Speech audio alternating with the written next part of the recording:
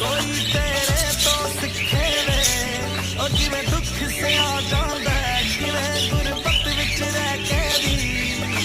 खुश रहा जांदा है बुरी दुनिया बुरी नीयत ते बुरियां नजरां वाले लोग समझ के लाश ते खा गए मास ओ मेरा दिल दे काले लोग ओ मेरे कोल सब है